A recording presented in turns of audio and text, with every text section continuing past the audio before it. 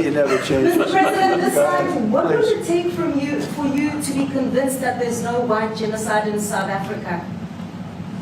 Well, I can answer that for the President. It's for him. No, seriously. I'd rather have him answer. Yeah, I'd rather answer that. It will be. Our President will respond to you. Yeah, let me, Thank you, Mr. President. it will take President Trump listening to the voices of South Africans, some of whom are his good friends, like those who are here. When we have talks between us on around a quiet table, it will take President Trump to listen to them. I'm not going to be repeating what I've been saying. I would say if there was Afrikaner farmer genocide, I can bet you these three gentlemen would not be here, including my Minister of Agriculture. He would not be with me. So it'll take him, President Trump, listening to their stories, to their perspective. That is the answer to your question. But, Mr. President, I must say that Trump. we have, wait. We have thousands of stories talking about it. Sure. And we have documentaries, we have news stories, and that. Is Natalie here, somebody here to turn that? I could show you a couple of things, and it has to be responded to. Yeah, sure. Let me see the articles, please, if you would, and turn the lights down. Turn the lights down, and just put this on. It's right behind you, Johan. There's nothing this parliament can do. With or without you, people are going to occupy land. We require no permission from you, from the president, from no one. We don't care. We can do whatever you want to do. Who are you to tell us whether we can occupy land or not? We are going to occupy land. South Africa occupy land. That's who we are. Whatever we want to do, can we drop my membership from this useless parliament? Yes, honorable member. Must never be scared to kill. A revolution demands that at some point there must be killing, because the killing is part of a revolutionary act. Shoot to kill. Namaza. Kill the poor, the farmer. Kill the poor, the farmer. Pa, pa.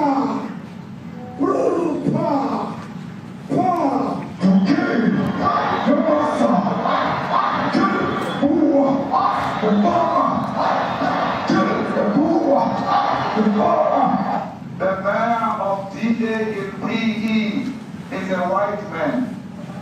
So these people, when you want to hit them hard, go after a white man. They feel a terrible pain because you have turned a white man. Not because Mashama and Soli will not be touched. They will be touched, no one. But we are starting with this whiteness. We are cutting the throat of whiteness. Shoot to kill. Namaza. Kill the brewer, the farmer. Kill the brewer, the farmer. Pa, pa, pa. Shoot to kill. Namaza. Kill the poor, the farmer. Kill the poor, the farmer. Pa,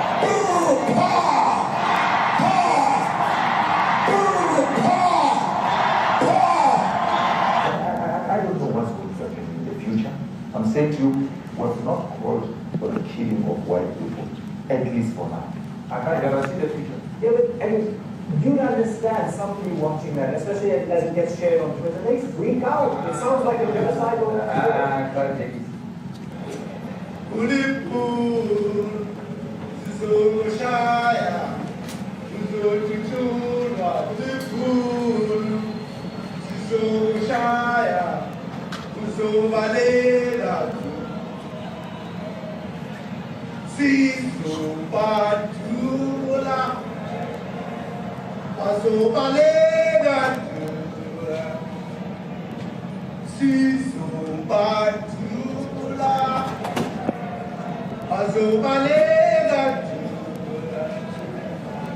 Who will expropriate land without compensation whether they like it or not. If they object, they can seek refugee in America. Now this is very bad. These are burial sites right here. Burial sites. Over 1,000 of white farmers, and those cars are lined up to pay love on a Sunday morning. Each one of those white things you see is a cross, and there's approximately 1,000 of them. They're all white farmers, the family of white farmers. And those cars aren't driving, they're stopped there to pay respects to their family member who was killed. And it's a terrible sight. I've never seen anything like it. Both sides of the road, you have crosses.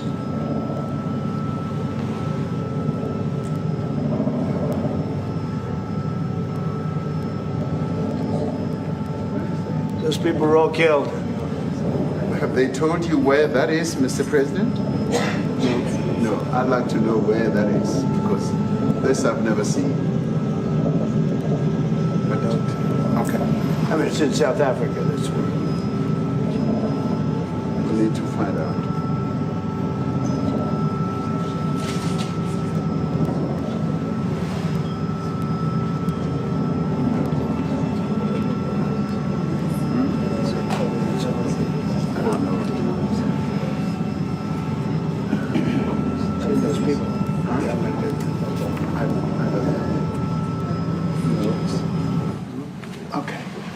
Mr. President, the Pentagon announced that it would be accepting a Qatari jet to be used as Air Force One. What are you talking about? What are you talking about? You know, you got to get out of here. What does this have to do with the Qatari jet? They're giving the United States Air Force a jet, okay? And it's a great thing. We're talking about a lot of other things. It's NBC trying to get off the subject of what you just saw. You are a real, you're a terrible reporter. Number one, you don't have what it takes to be a reporter. You're not smart enough. But for you to go into a subject about a jet that was given to the United States Air Force, which is a very nice thing, they also gave $5.1 trillion worth of investment in addition to the jet. Go back, you ought to go back to your studio at NBC, because Brian Roberts and the people that run that place, they ought to be investigated. They are so terrible the way you run that network, and you're a disgrace. No more questions from you. Go ahead. Go ahead, talk about that. His name is Peter something. He's a terrible reporter. Quiet. That's my question now. Let's go. Thank you so much. President Trump, Anna Disaster from ENCA in South Africa. Thank you very much. Thank you very much, Steve. What would you like President Ramaphosa to do about the situation that we've just seen on the screen? I don't know. Look, these are articles over the last few days. Death of people. Death.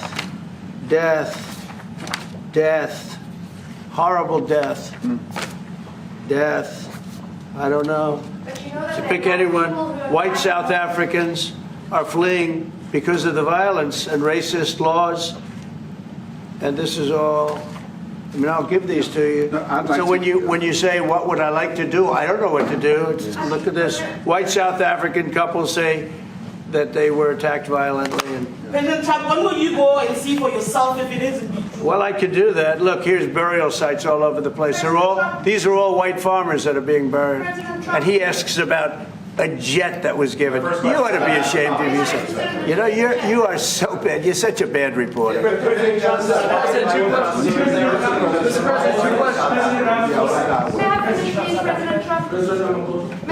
This is one after another. This family was wiped out. I'm just looking. Can we get a report from President Ramaphosa? Give us your reaction to those videos, Mr. President. Yes, I want your reaction. Well, I think the videos are so. No. When you look at the videos, I mean, how does it get worse? And these are people that are officials, and they're saying that kill the white farmer and take their land. That's what. And I have other friends in South Africa. I have people that left. One in particular that says you can't go there. He said they want to take your land. They take your land and they kill you. it's okay, and they say it's okay to do. Now, we're going to talk about it, but this is a tremendous, look, this is a story recent. These are all people that recently got killed. Yeah. And I don't know how it can get any worse. These are, and you know, the men that you saw, the people that you saw in that movie, those are officials. Those are people that were in office. They had one march, they had a dance in your parliament, whatever you may call it, legislature. But let me clarify that. Yeah, let me clarify that, because what you saw, the speeches that were being made, one, that is not government policy. We have a multi-party democracy in South Africa that allows people to express themselves, political parties to adhere to various policies, and in many cases, or in some cases, those policies do not go along with government policy. Our government policy is completely against what he was saying, even in the parliament. And they're a small minority party, which is allowed to exist in terms of our constitution. But you do allow them to take land. No. You do allow them to take land. Nobody can take land. And then when they take the land, they kill the white farmer. And when they kill the white farmer, nothing happens to them. No, there is nothing happens to them. There is criminality in our country. People who do get killed, unfortunately, through criminal activity, are not only white people. Majority of them are black people. And we have now been utilized. The farmers are not black. I don't say that's good or bad, but the farmers are not black. And the people that are being killed in large numbers, and you saw all those grave sites, and those are people that loved ones going, I guess on a Sunday morning, they told me, to pay respect to their loved ones that were killed. Their heads chopped off. They died violently. And you know, I mean, we're here to talk about it, and I didn't know we'd get involved here. But I will say this, that if the news wasn't fake, like NBC, which is fake news, totally, one of the worst, ABC, NBC, CBS, horrible. But if they weren't fake news like this jerk that we have here, if we had real reporters, they'd be covering it. But the fake news in this country doesn't talk about that. They don't want to talk about it, but now they have to talk about it. But they won't. This won't even be a subject. They'll have him talking about why did a country give a free, think of this, why did a country give an airplane to the United States Air Force? Okay, the United States, not to me, to the United States Air Force, so they could help us out, because we need an Air Force One until that's Air Force One, it's being built. 2 of them being built. But Boeing's a little bit late, unfortunately. So why did they give us a plane to the United States Air Force? That's what that idiot talks about after viewing a thing where thousands of people are dead. I'm sorry, I don't have a plane to give you. I wish you did. I take it. I would take it. If your country offered the United States Air Force a plane, I would take it. Okay. But coming back to this issue, which I really would like us to talk about, and talk about it very calmly. We were taught by Nelson Mandela that whenever there are problems, people need to sit down around a table and talk about them. Well, there are problems. And this is precisely what we would also like to talk about, including, of course, trade matters, investment matters. So the issues that concern you as the United States. Those are all recent. Those are all deaths. Yeah, in many ways, I mean, one should say you are a partner of South Africa, and you are raising concerns, and these are concerns that we are willing to talk to you about. Let me just add quickly, you know, the criminality that we are experiencing in our country needs quite a lot of technological capability. And in one of our areas in South Africa, we're using US technology, which is able to, in many ways, identify where shootings are happening and all that. And I'd like to talk about that, because there is support that we can get from you as the United States to help us deal with all these acts of criminality. And that is what I believe partnership is all about. And we are here as a partner so that we can help each other. whenever there are challenges. So I'd like us to discuss it, and of course outside of the media, so that we sit down and have a really good discussion that will lead to good outcomes. Are there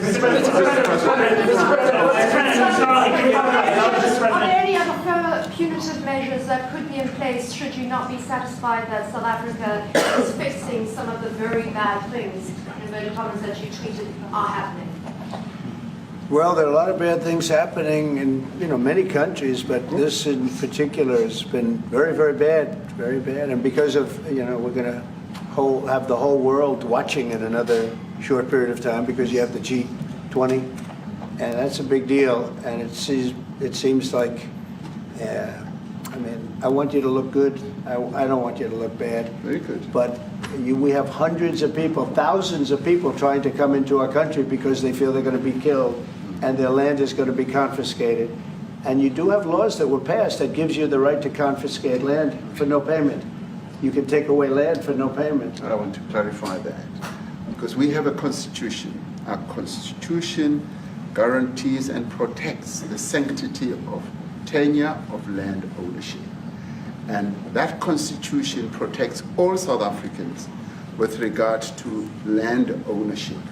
However, we do say, because we've got to deal with the past, the government, and as your government also has the right to expropriate land for public use. And you're doing that. And we've never really gotten underway with that. And we are going to be doing so. You're taking people's land away we have not. from them. We have, and those people, in many cases, are being executed. They're being executed. And they happen to be white, and most of them happen to be farmers. Mm-hmm. And that's a tough situation. I don't know how you explain that. How do you explain that? They're taking people's land away, and in many cases, those people are being executed. And in many cases, it's not the government that's doing it. It's people that kill them and then take their land, and nothing happens to them. But we have thousands of people that want to come into our country. They're also going to Australia in a smaller number. But we have thousands of people that want to come into our country, and they're white farmers, and they feel that they're going to die in South Africa. And it's a bad thing. Yeah, please. What can South Africa do? What concessions would you like to see them make to improve relations with the United States? Then I have one more for President Ramaphosa afterwards. Well, we just spoke about it. I got them a very, very complex machine, 150 of them. I was asked by the president if it could help, and I did that. And, I have great feeling for all countries. I deal with all countries, but I have a great feeling for South Africa because I have friends. I have a couple of friends, a few friends here today. I have many friends from South Africa, but many of those friends are not, they can't go back. I have Elon is from South Africa. I don't want to get Elon involved. That's all I have to do, get him into another thing. But Elon happens to be from South Africa. This is what Elon wanted. He actually came here on a different subject, sending rockets to Mars, okay? Yes. He likes that better. He likes that subject better. That's right. But Elon is from South Africa, and I don't want to talk to him about that. I don't think it's fair to him. That's right. But I will say that people are fleeing South Africa for their own safety. Their land is being confiscated, and in many cases they're being killed. And that scene of, you see how many crosses they have. Those crosses, that's a dead person in every one of them. And those trucks or cars are paying their respects to all of those dead people on a Sunday morning. That's a rough thing to explain away. And the problem we have, and the way, a correct and a fair media exposes things. But we have a very corrupt media. They won't even report this. If this were the other way around, it would be the biggest story. Now, I will say apartheid, terrible. That was the biggest story. That was reported all the time. And this is sort of the opposite of apartheid. What's happening now is never reported. Nobody knows about it. All we know is we're being inundated with people, with white farmers from South Africa. And it's a big problem. Marco Rubio was telling me he's never seen anything like it. The numbers of people that want to leave South Africa because they feel they're going to be dead very soon. Yes, please. I was going to say, Brian, go. If I could just ask you a question. 72% of farmers in your country are white. If they flee, do you feel that maybe the economy could collapse? You may not have a gap to fill in those people that need to replace those farmers. You know, I'd like my Minister of Agriculture, who is white, who comes from an opposition party to mine, who's joined my government at my invitation to address this very issue, including the question that you've just raised. John? Thank you very much, Mr. President. Yeah. Mr. President, thank you for welcoming us to the White House. I would say we have a rural safety problem in South Africa. I don't think anyone wants to candy coat that. And it requires a lot of effort to get on top of it. It's going to require more policing resources. It's going to require a different strategy to be able to deal with it.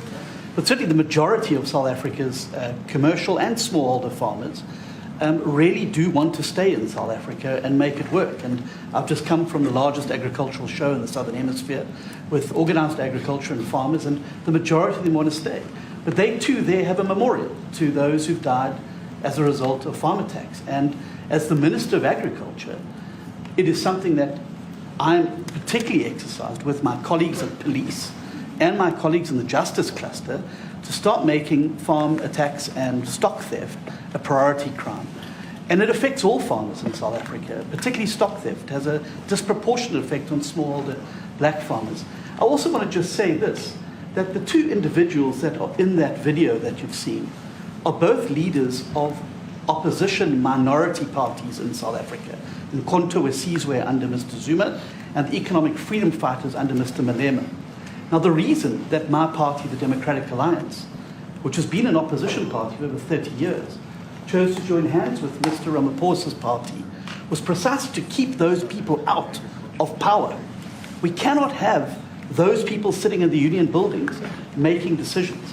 And that is why after 30 years of us exchanging barbs across the floor in Parliament and trying to get one over on each other, we've decided to join hands precisely to keep that lot out of government. Because the day they get in to the doors of the union buildings in South Africa or control of our Parliament, that's what you're going to see.